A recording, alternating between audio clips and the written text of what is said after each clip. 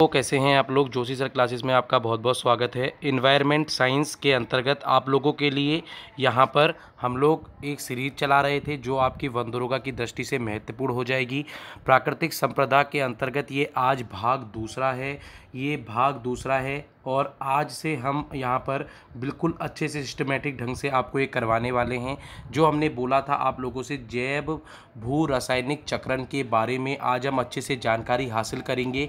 ये पूरा आप लोगों के लिए बीएससी लेवल तक का होने वाला है। इसके अंतर्गत आप लोग ये मानकर चलें लगभग जितने भी प्रश्न आप लोगों के सामने यहाँ पर आएंगे, जो मैं प्रश्न आपको बताऊंगा कैसे करके एग्जामिनर प्रश्न बनाते हैं, इन सब पर हम लोग पूरा अच्छे से चर्चा कर रहे होंगे। दूसरा आप लोगों से मेरी विनती है, यदि आप लोगों ने मेरे टेलीग्राम ग्रुप को ज्वाइन नहीं किया है, डिस्क्रिप्शन बॉक्स में जाकर मेरे टेलीग्राम ग्रुप को ज्वाइन कर सकते हैं।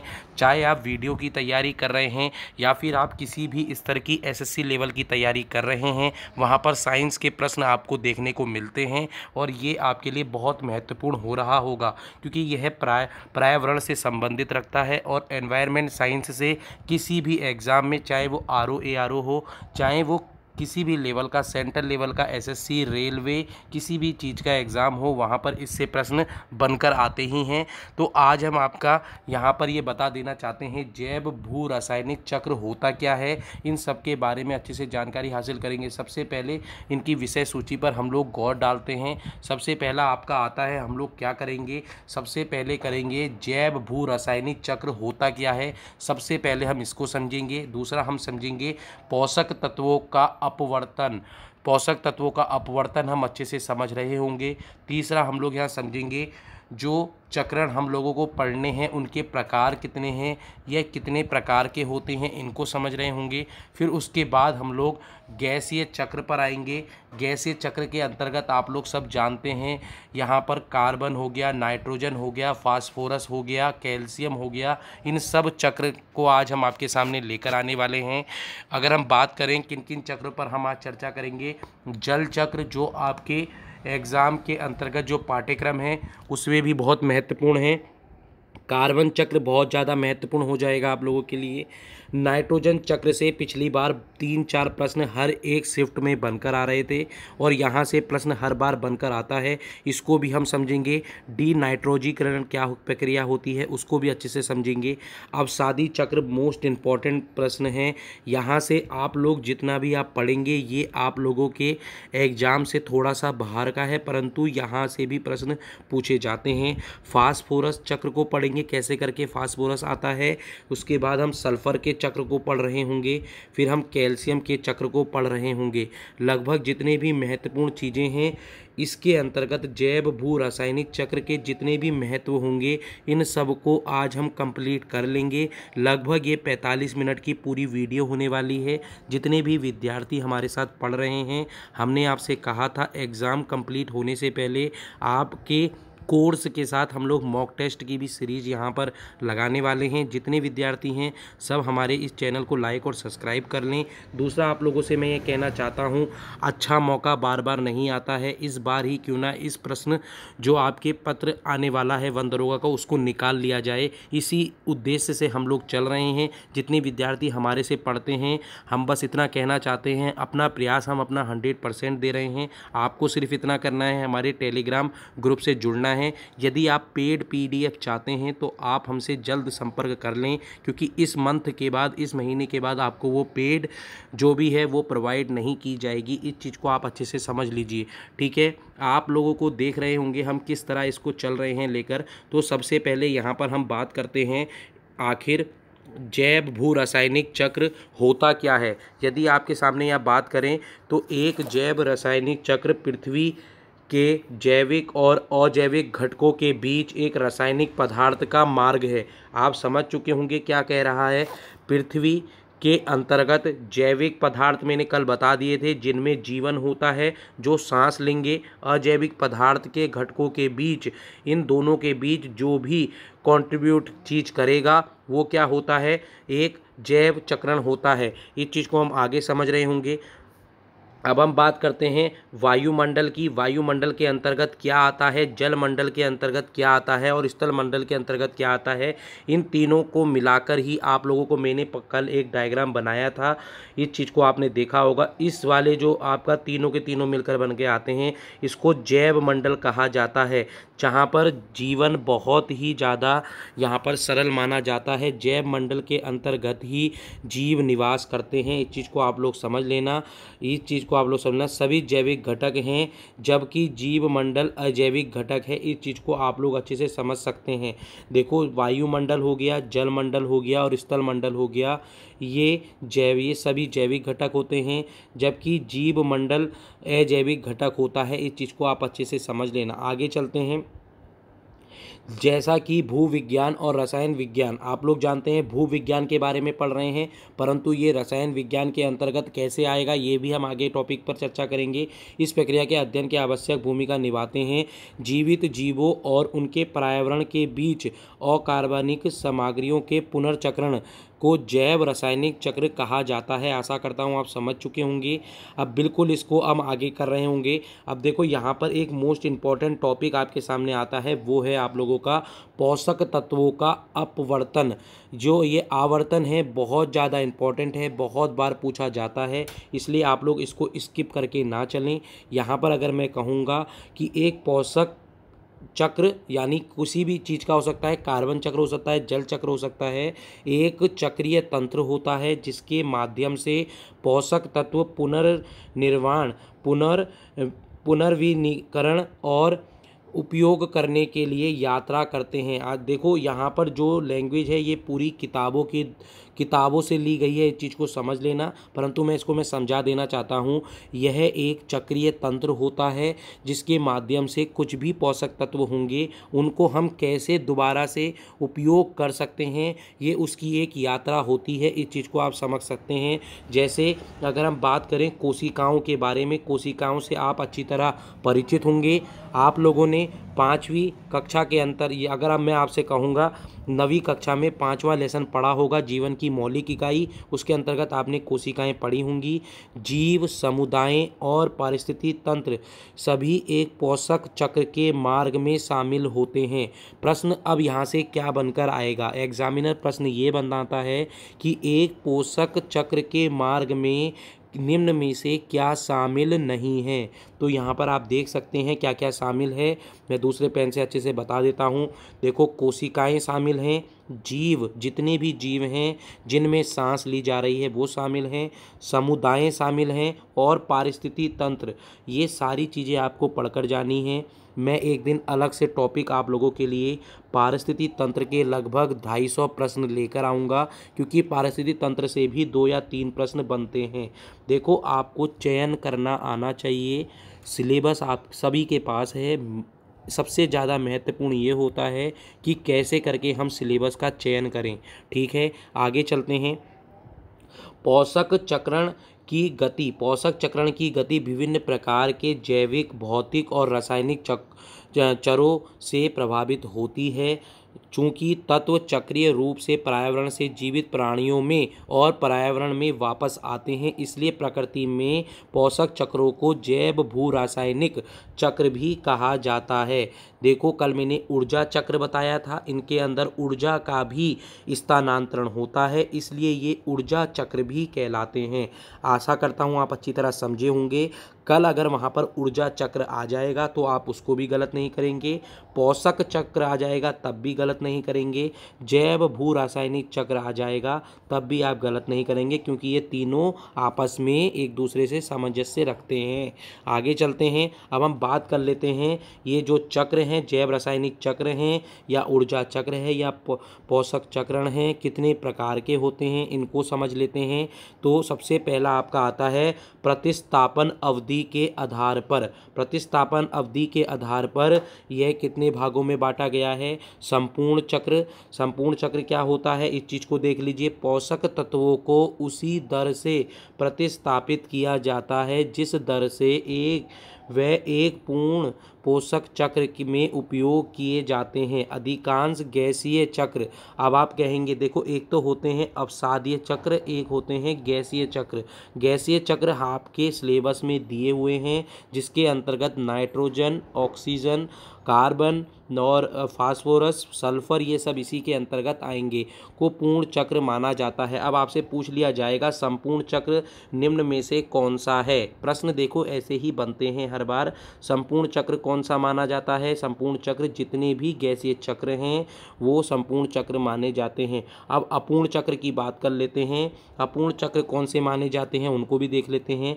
तल छठी चक्र अपूर्ण चक्र होते हैं, क्योंकि कुछ पोषक तत्व चक्र से खो जाते हैं और तल छठ में फंस जाते हैं, जिससे वह तत्काल चक्रण के लिए अनुपलब्ध हो जाते हैं।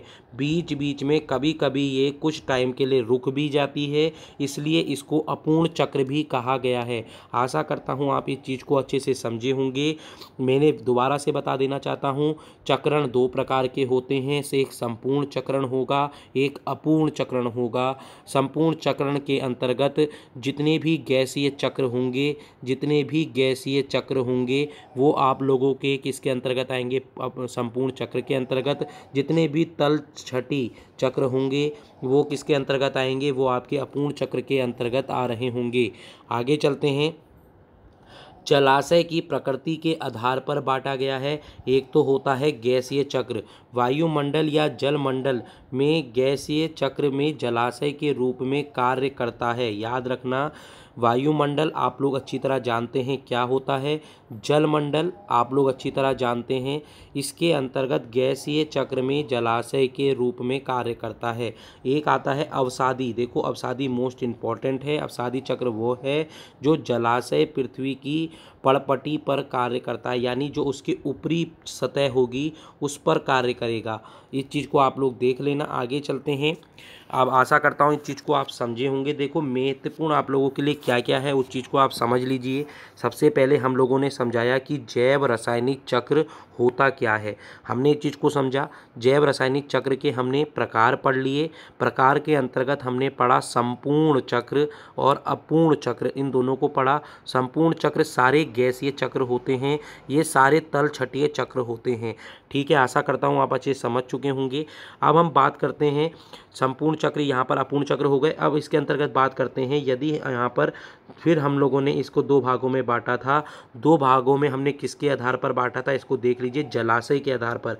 यदि जलाशय के आधार पर बांट रहे हैं तब गैसीय चक्र और अवसादी चक्र कहलाएंगे। प्रश्न ये भी बन सकता है कि गैसीय आधार पर कितने प्रकार से बांटा गया है।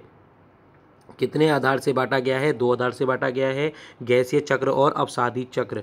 गैसीय चक्र के अंतर्गत वायुमंडल और जलमंडल आएगा। अवसादी चक्र के अंतर्गत सिर्फ पृथ्वी की ऊपरी परपटी कह सकते हो, या फिर ऊपरी जो यहाँ पर पट्टी होती है उसके अंतर्गत ही आता है। ठीक है, आशा करता हूँ आप इस चीज़ को समझे होंगे। आगे चलते हैं। अब रासायनिक जो चक्र की बात हम कर रहे हैं, इसके महत्व क्या हैं उनको भी समझ लेते हैं। पोषक तत्वों को एक रूप से दूसरे रूप में बदलने के लिए इसकी आवश्यकता होती है, ताकि विभिन्न जीवों द्वारा उनका उपयोग किया जा सके। ये महत्वपूर्ण है, इस चीज़ को समझ लेना। अभी आप लोगों का सीधा पिरामिड और उल्टा पिरामिड भी आता है। पूछा जाता है कि सीधा पिरामिड किसका है, उल्टा पिरामिड किसका है। आशा करता हूँ जब मैं ये आपको पूरा करवाऊँगा तब आपको बता दूँगा। उल्टा पिरामिड एक तो पेड़ का होता है, इस चीज़ को समझ लेना, और एक जलचर का होता है। ये मैं आपको अच्छे से बिल्कुल समझा दूँगा जब आपको ये करा रहा हूँगा। अभी हम लोग यहाँ करते हैं। उदाहरण के लिए पौधे वायुमंडलीय नाइट्रोजन नहीं ले सकते और इसका उपयोग करने से पहले इसे ठीक करना होगा। इसे अमोनियम और नाइट्रेट में परिवर्तित करना होगा। इस चीज़ को आप समझे होंगे। देखो कुछ कुछ प्राणी ऐसे हैं जो डायरेक्ट नाइट्रोजन नहीं ले सकते, उसको या तो नाइट्रेट में बदला जाता है, या तो इसको नाइट्रेट में बदला जाता है, या फिर इसको आप लोग अमोनियम में बदलेंगे, या फिर आप लोग इसको अमोनियम में बदल रहे होंगे। यदि आप इसको बदल लेते हैं तब जाकर वायुमंडल इसको ग्रहण करता है। इस सब को चेंज करने के लिए चक्र बनाया गया है। इसी कारण से यह चक्र बहुत इम्पोर्टेंट है किसी भी एग्ज़ाम की दृष्टि से, क्योंकि यहाँ से रासायनिक अभिक्रियाएं भी निकल कर आती हैं। देखो अब मेन चीज़ क्या है, जैव भू रासायनिक चक्र में भविष्य में उपयोग के लिए पोषक तत्वों का भंडारण करके पारिस्थितिकी तंत्र को संतुलन बनाने में मदद रखता है। अब पूछा जा सकता है महत्व में क्या इंपॉर्टेंट हो जाएगा, महत्व में आप लोगों का इंपॉर्टेंट हो जाएगा पारिस्थितिकी तंत्र को जो कंट्रोल करता है वो आप लोगों का क्या होता है, ये चक्रण होते हैं। इस चीज़ को आप समझ लेना। उपयोग के लिए तत्वों का एक स्थान से दूसरे स्थान तक स्थानांतरण एक जैव भू रासायनिक चक्रण के माध्यम से होता है, जैसे हवा से मिट्टी या पानी से मिट्टी में।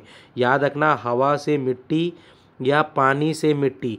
आप लोग इस चीज़ को समझ चुके होंगे कैसे करके हवा से मिट्टी में बदलते हैं और फिर उसके बाद कैसे करके रासायनिक चक्र से मिट्टी से फिर दोबारा हवा में जाते हैं। इस चीज़ को आप अच्छे से अभी आगे समझेंगे। फिर एक अगला पॉइंट है, जीव की भू रासायनिक चक्रों के माध्यम से अपने परिवेश और जैविक घटकों के साथ परस्पर क्रिया करते हैं। आशा करता हूँ आप अच्छे से समझ चुके होंगे। आगे अभी हम लोग बिल्कुल अच्छे से चक्र के बारे में पढ़ने वाले हैं, आप हमारे साथ बने रहिए।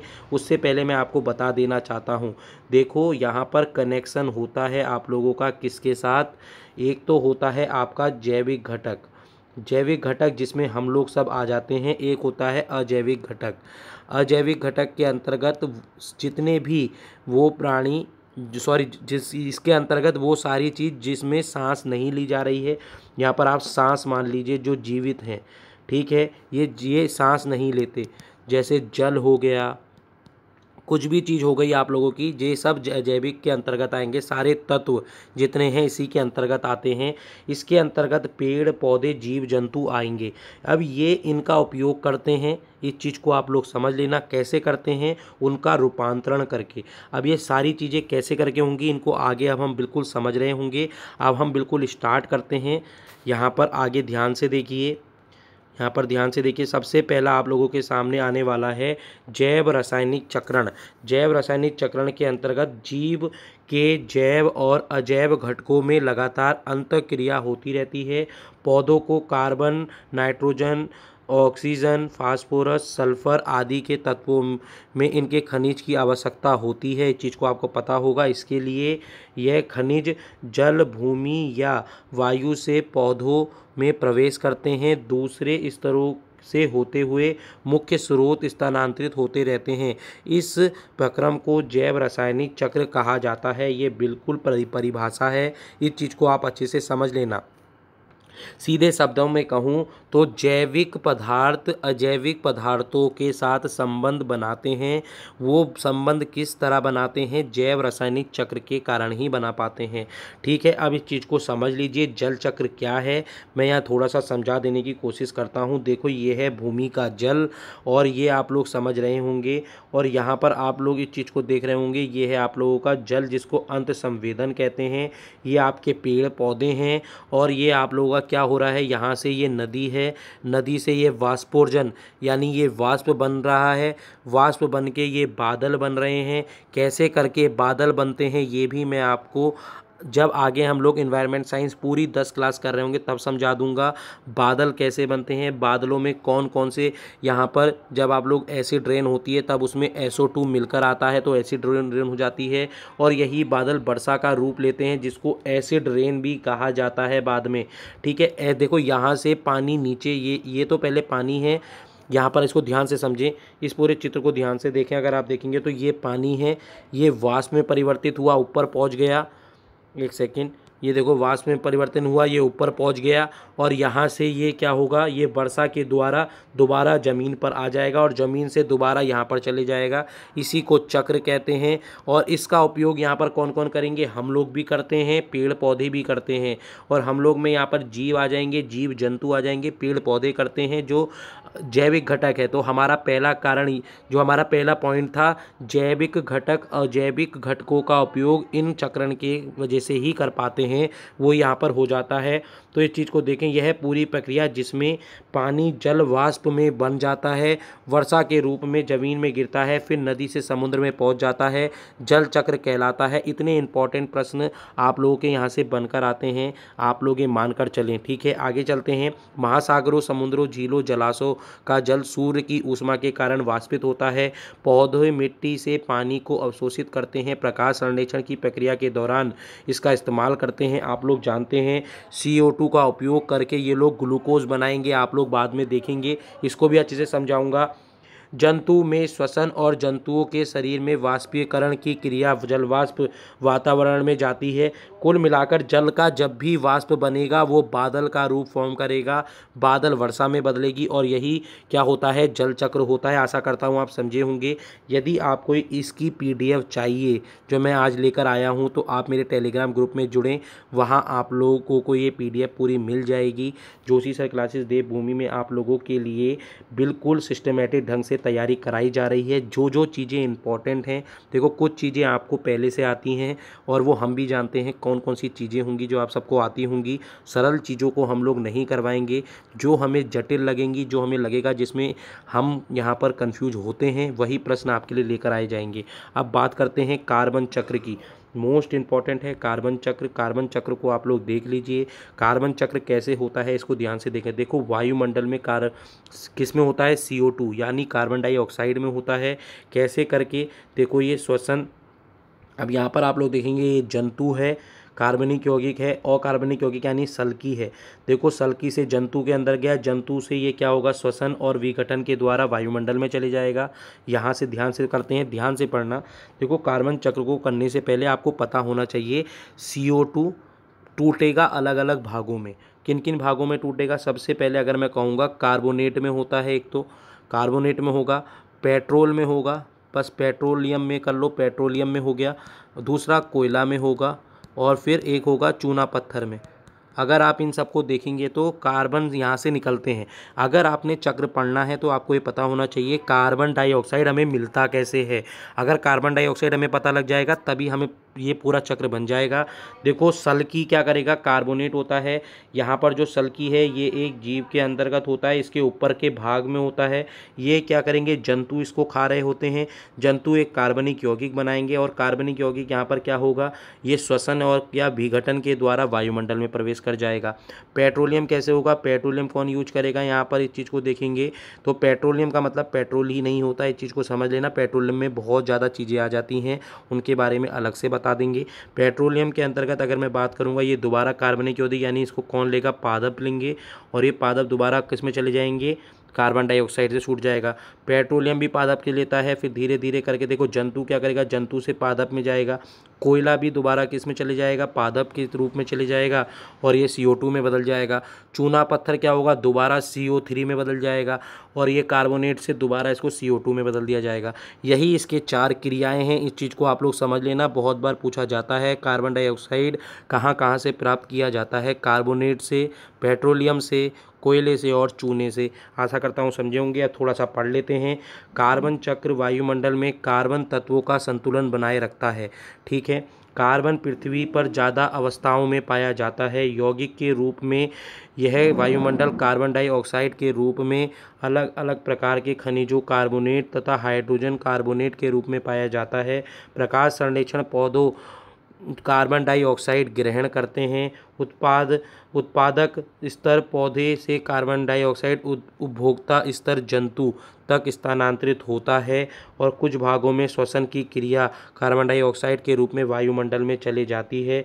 जीव द्रव्य के अवघटन से कार्बन वायुमंडल में पहुंचता है।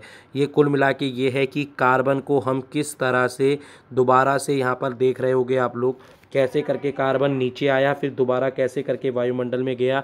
यही चक्र को हम लोग कार्बन चक्र कहते हैं। आशा करता हूँ आप समझे होंगे। बात करते हैं नाइट्रोजन, ये मोस्ट इंपॉर्टेंट है, यहाँ से पिछली बार प्रश्न बहुत बने थे तो इसको ध्यान से समझ लेना। सबसे पहले आप लोगों को यहाँ पर देखने को मिलेगा मिट्टी में उपस्थित नाइट्रोजन।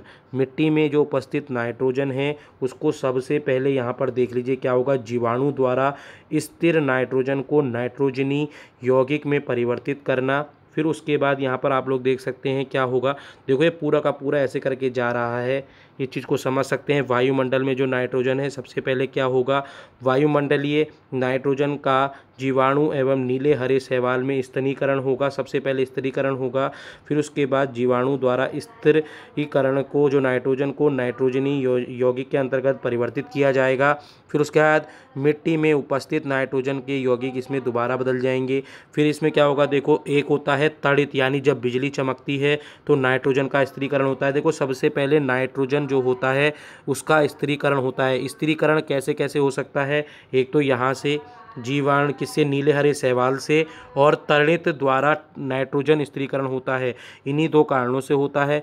दूसरा देखते हैं, पौधों के अवशोषण हो रहे होंगे और यहाँ पर उत्सर्जन, जीवों की मृत्यु द्वारा उत्पन्न नाइट्रोजन अपशिष्ट पदार्थ मिट्टी में मिल जाते हैं। जंतु से पौधों द्वारा जो खाना होता है उससे फिर नीचे जाएगा। देखो ये सारे चक्र यहाँ पर आप बिल्कुल अच्छे से समझ रहे होंगे। इसको एक बार आप इसका स्क्रीनशॉट ले सकते हैं। यदि आपको इसकी PDF चाहिए तो आप हमारे टेलीग्राम ग्रुप से जुड़ सकते हैं। ठीक है, इसमें क्या लिख रखा है इसको हम लोग समझ लेते हैं। इस प्रक्रिया में वायुमंडल में नाइट्रोजन सरल अणुओं के रूप में मृदा और पानी में आ जाती है। ये सरल अणु जटिल अणु में बदल जाते हैं जीवधारियों से, फिर सरल अणुओं के रूप में वायुमंडल में वापस चले जाते हैं। इस प्रक्रिया को नाइट्रोजन चक्र कहते हैं। नाइट्रोजन कितना परसेंट है, 78% है। वायुमंडल में जितने भी तत्व हैं उन सब के बारे में आज हम पढ़ने वाले हैं। प्रोटीन, न्यूक्लिक अम्ल, RNA, DNA, विटामिन का आवश्यक घटक नाइट्रोजन होता है। सब लोग आप जानते होंगे, ये पूछा जाता है नाइट्रोजन किसका घटक होता है, तो यहाँ पर सब लिखा हुआ है। पौधों, अब यहाँ पर देख लीजिए, पौधे और जंतु वायुमंडलीय नाइट्रोजन को आसानी से ग्रहण नहीं कर सकते, अतः इसका नाइट्रोजन में यौगिकों में बदलना आवश्यक होता है। नाइट्रोजन का स्थिरीकरण कौन कौन करेगा, मैंने आपको बताया था, राइबोजियम, फलीदार पौधे, और देखो मैं सीधे बता देता हूँ, नीले हरे शैवाल हो गए, और तड़ित यानी बिजली का चमकना स्थिरीकरण कहलाता है। इस चीज़ को आप लोग देख लेना, ये महत्वपूर्ण है। आशा करता हूँ आप अच्छे से समझे होंगे।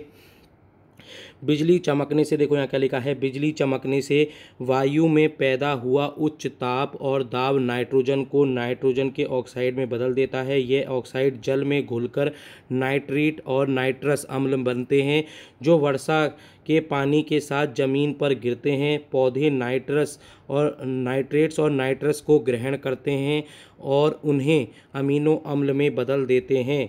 अमीनो अम्ल जिसका उपयोग प्रोटीन के रूप में किया जाता है, बहुत बार पूछा जाता है अमीनो अम्ल क्या है, यह एक प्रोटीन है। याद रखना, बार बार बता रहा हूँ, यहीं से प्रश्न बनते हैं। ठीक है, अमोनीकरण तथा मृत जैव अमोनिया अपघटन करने की प्रक्रिया, यह क्रिया मिट्टी के रहने सूक्ष्म जीवों की बैक्टीरिया के द्वारा होती है। नाइट्रीकरण अमोनिया को पहले नाइट्राइट और फिर नाइट्रेट में बदलने की प्रक्रिया को नाइट्रीकरण कहा जाता है। देखो ये महत्वपूर्ण है, इस चीज़ को आप लोग देख लेना। अमोनीकरण किसको कहते हैं, यह मृत जैव पदार्थों को अमोनिया में अपघटन करने की प्रक्रिया है। यह क्रिया मिट्टी में रहने वाले सूक्ष्म जीवों या बैक्टीरिया के द्वारा होती है। ठीक है, नाइट्रीकरण क्या है, नाइट्रीकरण अमोनिया को पहले नाइट्राइट या नाइट्रेट में बदलने की प्रक्रिया नाइट्रीकरण कहलाती है। इस चीज़ को आप समझे होंगे। अब आता है विनाइट्रीकरण, मोस्ट इम्पॉर्टेंट है, यहाँ से प्रश्न पिछली बार बना था।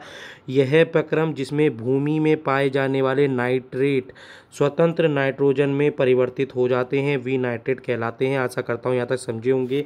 इन तीनों को आप लोग अच्छे से कर लेना, यहाँ से प्रश्न बनते हैं। ठीक है, अब बात करते हैं ऑक्सीजन चक्र की। ऑक्सीजन चक्र क्या है, देखो ऐसा नहीं है जो मैं पढ़ा रहा हूँ आप लोग इसी को देख कर जाएंगे। आपके पास जो भी नोट्स हैं आप उससे भी पढ़ें, और यहाँ आपको बस एक दिशा दिखाई जा रही है और आप उस दिशा को बस बिल्कुल ढंग से देखते रहें। प्रश्न कैसे बनते हैं वो भी मैं आपको बिल्कुल यहीं पर साथ साथ बता दे रहा हूँ। अब ऑक्सीजन चक्र है, ऑक्सीजन चक्र आप लोग सब जानते हैं। ऑक्सीजन चक्र मोस्ट इंपॉर्टेंट है, इस चीज़ को देख लेना। ये H2 है, H2 यानी जल है। जल का उपयोग कौन करेगा, कैसे करके का, देखो मेन है मानव, जंतु और पौधे। ठीक है, पौधे ये सब क्या हैं, ये सब हैं अजैविक, तो ये सब हैं जैविक घटक। ठीक है, अजैविक घटक के अंतर्गत अगर मैं बात करूंगा आप लोगों से, अजैविक घटक के अंतर्गत अगर मैं आपसे बात कर लूँगा तो यहाँ पर जल आ जाएगा। इस चीज़ को समझ लेना। तो जल के इनका उपयोग कौन करेगा? जल का उपयोग मानव, जंतु और पौधे करेंगे। और इसके कारण क्या होगा? प्रकाश संश्लेषण होगा। प्रकाश संश्लेषण होगा तो आप लोग जानते हैं मानव जंतु ऑक्सीजन छोड़ते हैं और CO2 ग्रहण CO2 यहाँ पर कौन होगा? CO2 कौन छोड़ेगा यहाँ पर? इस चीज़ को आप लोग देख सकते हैं, मानव छोड़ेंगे और पौधे क्या छोड़ेंगे? O2 छोड़ते हैं। इस चीज़ को आप लोग यहाँ पर देख रहे होंगे। कार्बन डाइऑक्साइड यहाँ पर श्वसन के द्वारा निकलती है, प्रकाश संरक्षण के द्वारा ग्लूकोज में बदल दिया जाएगा। ये श्वसन से फिर ऐसे ही चलता रहेगा। ये ऑक्सीजन चक्र यही है। प्रकाश संश्लेषण से दोबारा से ऑक्सीजन कहाँ आएगी? प्रकाश संश्लेषण, फिर उसका प्रकाश संश्लेषण से H2O में ये दोबारा चेंज होता रहेगा। इसी को पूरे को क्या कहते हैं? ऑक्सीजन चक्र कहा जाता है। ठीक है, एक बार दोबारा से समझ लेते हैं, ध्यान से देखिए। देखो यहाँ पर क्या है, जो प्रकाश संश्लेषण है पौधों क्या करेंगे? यहाँ पर ग्लूकोज में कर देंगे। ग्लूकोज कौन यूज करेगा? मानव करेगा। वो श्वसन लेगा तो कार्बन डाइऑक्साइड छोड़ेगा और कार्बन डाइऑक्साइड कहाँ जाएगा? प्रकाश संश्लेषण में चले जाएगा। एक चक्र तो ये बन गया। एक चक्र वायुमंडल के अंतर्गत कैसे बनेगा? प्रकाश संश्लेषण से वायुमंडल से यहाँ पर ऑक्सीजन से यहाँ पर छोड़ेगा, फिर प्रकाश संश्लेषण क्या होगा? जल के साथ प्रकाश संश्लेषण होगा, फिर यहाँ से क्या होगा? जो आपका ऑक्सीजन है ये श्वसन के साथ फिर दोबारा क्या चले जाएगा? जल के अंतर्गत बदल जाएगा। ये पूरे की पूरी क्रिया की क्या कहलाती है? आपकी ऑक्सीजन चक्र कहलाता है। इस चीज़ को आप लोग देख लेना। प्रश्न यहाँ पर ये भी बन सकता है, इस चित्र में से इसको हटा सकते हैं, पूछ लिया जाएगा इस रिक्त स्थान पर क्या भरा जाएगा, ऐसे भी प्रश्न बनते हैं। इसलिए चित्र को भी आपको देखकर जाना है। ठीक है, आशा करता हूँ आप समझे होंगे। ऑक्सीजन का मुख्य स्रोत वायुमंडल है, इसको आप ध्यान से पढ़िए। ऑक्सीजन का मुख्य स्रोत क्या है? वायुमंडल है, सब लोग जानते हैं। यह वायुमंडल में लगभग 21% पाया जाता है। 78% तो नाइट्रोजन हो गया, 21% यही हो गया। लगभग आप देखेंगे तो लगभग सारे यहीं पर अंदर हो जाएंगे। यह पानी खुले हुए रूप में जलाशय में उपस्थित होता है, जलीय जीवों के जीवित रहने में सहायता करता है। वायुमंडल में ऑक्सीजन का उपयोग 3 प्रक्रियाओं में होता है: श्वसन, दहन और नाइट्रोजन। बस यही प्रश्न आपसे बार बार पूछा जाएगा। श्वसन से क्या होगा? CO2 बाहर निकलेगी। दहन के अंतर्गत क्या होगा? ये भी आप सब जानते हैं। और नाइट्रोजन डाइऑक्साइड से यहाँ पर ऑक्सीजन बाहर निकलेगी। हमें इसमें ऑक्सीजन प्राप्त करनी है, ऑक्सीजन वायुमंडल तक पहुँचानी है। कैसे पहुँचा रहे हैं? आप इस चीज़ को अच्छे से समझ रहे होंगे। ठीक है, ऑक्सीजन सब जीवधारियों के श्वसन के लिए अनिवार्य है। सबसे पहला पॉइंट, प्रकाश संश्लेषण द्वारा ऑक्सीजन वायुमंडल में मुक्त हो जाती है। इस चीज़ को आप लोग अच्छे से समझ लेना, महत्वपूर्ण है। ठीक है, श्वसन के लिए ऑक्सीजन बहुत ज़्यादा इंपॉर्टेंट है और प्रकाश संश्लेषण ऑक्सीजन क्या करेगा? यहाँ पर छोड़ता है वायुमंडल के अंतर्गत। ठीक है, अब आता है आपका अवसादी चक्र, बहुत इंपॉर्टेंट है, इसको भी समझ लेते हैं। अब बात करते हैं थोड़ा सा अवसादी चक्र की। अवसादी चक्र जैव भू रासायनिक चक्र होते हैं जिनका भंडारण पृथ्वी की पपड़ी के रूप में होता है। लोहा, कैल्शियम, फास्फोरस, सल्फर, अन्य मिट्टी के तत्व तलछटी चक्र कहलाते हैं। देखो, मैंने स्टार्टिंग से अगर आपने पूरा वीडियो देखा होगा तो पूरे आपको जब मैंने प्रकार पढ़ाए थे तब मैंने आपको वहाँ पर कहा था अपूर्ण चक्र। अपूर्ण चक्र के अंतर्गत ये आता है। ये आपके क्लास में नहीं है, 9th क्लास में नहीं है, 10th क्लास में नहीं है, थोड़ा सा दे रखा है, परंतु यहाँ मैं पूरा समझाने वाला हूँ, इसको अच्छे से समझना। अपूर्ण चक्र से भी प्रश्न बनते हैं। लोहा, कैल्शियम, फास्फोरस, सल्फर, अन्य मिट्टी के तत्व तलछटी के चक्र का हिस्सा होते हैं। तलछटी चक्र तत्व के आधार पर भिन्न होते हैं, लेकिन उन सभी में एक समाधान या पानी से संबंधित चक्रण एक चट्टान या तलछट चक्रण होता है। अवसादी चक्रों को पूरा होने में बहुत लंबा समय लगता है, याद रखना, मोस्ट इम्पॉर्टेंट है। बात कर लेते हैं इसके अंतर्गत फास्फोरस और सल्फ़र के जो इम्पोर्टेंट हैं वो हो जाएंगे। देखो, अब मैंने आपसे पहले ही बता दिया, एक हैं आपके गैसीय चक्र और एक हैं आपके अवसादी चक्र। गैसीय चक्र के अंतर्गत ऑक्सीजन, कार्बन, नाइट्रोजन आप लोगों को देखने को मिलेगा जो वायुमंडल में चला जाता है। अवसादी चक्र के अंतर्गत यानी भूपर्पटी के अंतर्गत पाए जाने वाले फास्फोरस, लोहा, कार्बन, लोहा आप लोगों का सल्फ़र, ये सब इसके अंतर्गत आएगा जो अभी हम पढ़ रहे हैं। फास्फोरस चक्र क्या है इसको आप समझ लेते हैं। फास्फोरस एक चक्र में चट्टानों, पानी, मिट्टी, तलछट और जीवों के माध्यम से फैलता है। पहला पॉइंट तो ये हो गया, चीज़ को समझ लेना। वर्षा और अपक्षय के कारण फास्फेट आयन और अन्य खनिज पूरे समय चट्टानों से मुक्त हो जाते हैं। यह अकार्बनिक फास्फेट बाद में पूरे मिट्टी में और पानी में फैल जाते हैं। अकार्बनिक फास्फेट पौधों द्वारा मिट्टी से लिया जाता है। जानवर उसके बाद पौधों को खा सकते हैं। फास्फेट एक बार पौधे या जानवर तक पहुंच जाने के बाद डीएनए जैसे कार्बनिक अणुओं में एकीकृत हो जाता है। आपको पता होगा फास्फोरस यानी डीएनए के भी अंतर्गत पाया जाता है। जिस दिन मैं आपको डीऑक्सी राइबो न्यूक्लिक एसिड करवाऊंगा तब आपको फास्फेट वाला क्रिया भी समझाऊंगा वहाँ पर। ठीक है, अभी आप लोग इतना ही कर लीजिए। जब कोई पौधा या अन्य जानवर मर जाता है तो वह सड़ जाता है, मिट्टी में अजैविक फास्फेट छोड़ता है। बैक्टीरिया जो कार्बनिक पदार्थों को फास्फोरस के अकार्बनिक रूप में तोड़ते हैं, मिट्टी में पौधों को फास्फेट के कार्बनिक रूप को उपलब्ध कर सकते हैं और इस क्रिया को खनिजीकरण कहा जाता है। बहुत बार पूछा जाता है खनिजीकरण क्या है, दोबारा पढ़ लीजिए। बैक्टीरिया जो कार्बनिक पदार्थों को फास्फोरस के अकार्बनिक रूपों में तोड़ते हैं, मिट्टी में पौधों को फास्फेट के कार्बनिक रूपों को उपलब्ध कर सकते हैं। इस प्रक्रिया को खनिजीकरण कहा जाता है। ये भी प्रश्न बनकर आ सकता है आपका। मिट्टी में फास्फोरस धाराओं में और अंत में महासागरों में समाप्त हो सकता है। एक बार उस स्थान पर पहुंचने के बाद इसे समय के साथ तलछट में अवशोषित किया जा सकता है। इस चीज़ को आप समझ सकते हैं। यहाँ पर इसका डायग्राम है, इसको आप अच्छे से स्क्रीनशॉट खींच लीजिए। ये फास्फोरस का है, ये इम्पोर्टेंट ज़्यादा हो जाता है क्योंकि ये आप लोगों के डीएनए के अंतर्गत भी है। पूछ लिया जाता है फास्फेट किस के अंतर्गत प्रक्रिया में हमारे शरीर में कार्य करता है, तो ये आपको वहाँ पर पूरी ये रिएक्शन बतानी पड़ती है। ये पूरी रिएक्शन मैं आपको बताऊंगा। सबसे पहले आप लोगों को पता होना चाहिए कि फास्फोरस चक्र कैसे करके कार्य करता है। ठीक है, देखो आपके यूरिन से भी निकलेगा, यहाँ पर decomposition by fungi and bacteria के द्वारा भी होगा। ठीक है, यहाँ पर आप देखेंगे प्लांट सेल के द्वारा भी होगा, यहाँ पर वेदरिंग ऑफ रॉक्स के द्वारा भी होगा, लॉस इन ड्रेनेज के द्वारा देखेंगे आप लोग। देखो ये पूरा का पूरा सॉइल यानी मृदा के अंदर फास्फोरस है। अब ये कैसे करके बाहर जाएगा, देखो decomposition by fungi and bacteria द्वारा, इस चीज़ को एनिमल टिश्यू एंड फेसिस के द्वारा इस चीज़ को करेंगे और प्लांट टिश्यूज़ के द्वारा। ये दोबारा से कैसे करके पूरा परिवर्तित हो रहा है इस चीज़ को आप लोग देख सकते हैं। ये पूरा चक्र आपका फास्फोरस का कहलाता है। ठीक है, आगे चलते हैं, सल्फ़र के चक्र को समझेंगे। देखो सल्फ़र का चक्र भी बहुत इंपॉर्टेंट है। क्यों है इंपॉर्टेंट इसको समझ लीजिए। दुनिया का अधिकांश सल्फ़र चट्टानों और लवणों में बंधा हुआ है, समुद्री तलछट के भीतर गहरे रूप में दबा हुआ है।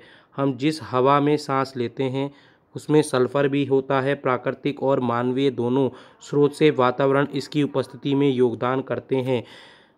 ज्वालामुखी विस्फोट, सूक्ष्म जीव विज्ञानी गतिविधियां, पानी का वाष्पीकरण और सड़ने वाले जीव प्राकृतिक संसाधनों में कुछ उदाहरण इसके हो जाते हैं। अब बात करते हैं मानव गतिविधि के परिणाम स्वरूप जब सल्फर वातावरण में प्रवेश होता है तो यह मुख्य रूप से औद्योगिक गतिविधियों के कारण होता है, जो बड़ी मात्रा में सल्फ़र डाइऑक्साइड बनाते हैं, हाइड्रोजन सल्फाइड यानी H2S बनाते हैं, गैसों का उत्पादन करते हैं। अब आपसे ये पूछा जाता है, आप पूछेंगे सर आप ये हमें क्यों करवा रहे हैं। देखो यहाँ पर एक आया है सल्फ़र डाइऑक्साइड, इसका उपयोग होता है एसिड रेन में। बस प्रश्न आपसे यहाँ से कुछ भी पूछा जा सकता है एसिड रेन के बारे में, कैसे करके वो होती है इस चीज़ के बारे में। सल्फ़र डाइऑक्साइड ऑक्सीजन के साथ प्रतिक्रिया करके सल्फ़र ट्राइऑक्साइड बनाता है, वातावरण में अन्य रसायनों के साथ सल्फ़र लवण का उत्पादन करता है, यह वातावरणों में पहुँचता है। सल्फ़र डाइऑक्साइड पानी H2SO4 की प्रतिक्रिया करने पर सल्फ्यूरिक एसिड भी बनाता है। अब आपके पास ये पता होना चाहिए सल्फ़र से क्या क्या बन जाता है, तो मैंने आपको सब बता दिया। SO2 बन रहा है, SO3 बन रहा है, H2SO4 बन रहा है। इस चीज़ को आप लोग अच्छे से देख लेना, ये महत्वपूर्ण है। डाई मिथाइल सल्फाइड जैसे प्लैंकटन प्रजातियों द्वारा वातावरण में छोड़ा जाता है। प्लैंकटन प्रजातियां कौन सी हैं, कमेंट में आप मुझे जल्दी से बताइए। देखो यदि आप साइंस की तैयारी कर रहे हैं तो आप मुझे जल्दी से बताइए प्लैंकटन प्रजातियां कौन सी हैं द्वारा वातावरण में छोड़ा जाता है। उसका उपयोग सल्फ्यूरिक एसिड बनाने के लिए भी किया जाता है। आगे चलते हैं, ये सभी कण या तो वापस धरती में गिरेंगे या बारिश के रूप में प्रतिक्रिया करेंगे, एसिड जमा करेंगे, फिर उसके रूप में गिरेंगे। इस चीज़ को आप समझ सकते हैं। पौधे तब कणों को अवशोषित करेंगे, फिर सल्फर चक्र फिर से शुरू हो जाएगा। इस चीज़ को आपने देखा होगा और वातावरण में चले जाएगा। कैसे करके जा रहा है, उस पूरे चित्र को आप सल्फर के इस चित्र में देख सकते हैं। ये महत्वपूर्ण है। सल्फ़र का बहुत ज़्यादा इम्पोर्टेंट है। यहाँ से आपके लगभग एक प्रश्न बनकर आता ही है। इस चीज़ को आप लोग स्क्रीनशॉट ले सकते हैं। यहाँ से बहुत इम्पोर्टेंट है, पूरा समझ सकते हैं कैसे डिकम्पोजिशन होता है ऑर्गेनिक सल्फ़र के द्वारा, फिर बैक्टीरिया और ऑक्सीडेशन होगा, कैसे करके H2SO4 और SO2 यहाँ पर SO3 के रूप में बदलेगा, आप लोग जानते हैं। फिर उसके बाद कैसे करके हाइड्रोजन की प्रक्रिया करके H2SO4 बनेगा, ये पूरा मैंने ऊपर आपको बता दिया है। कैसे इंडस्ट्री द्वारा SO2 छोड़ा जाएगा, फिर एसिड रेन के रूप में ये गिरेगा। एसिड रेन सल्फर चक्र के अंतर्गत ही आती है। इस चीज़ को आप लोग समझ लेना। ठीक है, आगे चलते हैं। एक है कैल्शियम चक्र, मोस्ट इंपॉर्टेंट है कैल्शियम चक्र। सब जानते हैं कैल्शियम चक्र भी इसी के अंतर्गत आता है, अवसादी चक्र के अंतर्गत। कैल्शियम चक्र मुख्य रूप से मिट्टी के कणों में खनिज रूप में पाया जाता है, जिसमें लैक्टिस में एम्बेडेड चट्टान या खनिजों या सकारात्मक कैल्शियम के रूप में पाया जाता है। यह आसानी से उपलब्ध नहीं होता। मिट्टी में अधिकांश कैल्शियम तब तक अनुशील होता है जब तक कि यह खनिजों जीवाणु में अपक्षय नहीं होता, जो कार्बनिक पदार्थों के घुलनशील कैल्शियम में तोड़ देते हैं।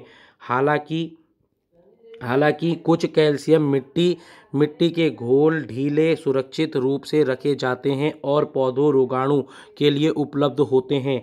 पशु रोगाणु और पौधों के शरण जाते हैं, उनके शरीर से कैल्शियम खनिज हो जाता है और मिट्टी में वापस चला जाता है। देखो कुल मिला के चक्र क्या हो रहा है, मैं आपको थोड़ा सा बता देना चाहता हूँ। कोई भी अगर तत्व है वो मिट्टी में मिलेगा, फिर दोबारा से वायुमंडल में जाएगा, दोबारा से मिट्टी में मिलेगा, फिर दोबारा से इससे जाएगा।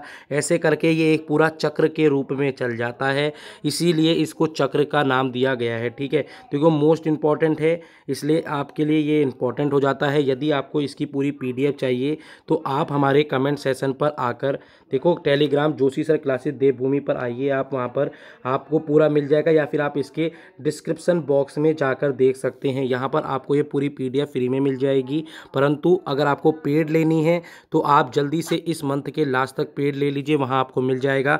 लगभग मैंने यहाँ आपका जैव रासायनिक चक्रण जितना भी हो सकता है उसको अच्छे से समझाया। आशा करता हूँ आप समझे होंगे। यदि आपको नहीं समझ में आया है, इस वीडियो को दोबारा देख सकते हैं तो आप समझ सकते हैं, परंतु आपको दोबारा से 1-2 बार रिवीजन करना पड़ेगा। प्रश्न क्या क्या बनकर आते हैं ये भी मैंने आपको बताया। कल हम यहाँ पर मृदा अपरदन और मृदा के बारे में अच्छे से जानकारी हासिल करेंगे। उसके बाद याला चैप्टर हमारा कंप्लीट हो जाएगा। फिर हम खाद्य संसाधनों में सुधार के बारे में पढ़ने वाले हैं, जो क्लास 9th का 15वां चैप्टर है। आशा करता हूँ आपको समझ में आया होगा और आप लोग हमारे टेलीग्राम ग्रुप से जुड़ जाइए। आपको वीडियो पसंद आई हो तो हमारे चैनल को लाइक और सब्सक्राइब करें। Thank you, tata, good bye.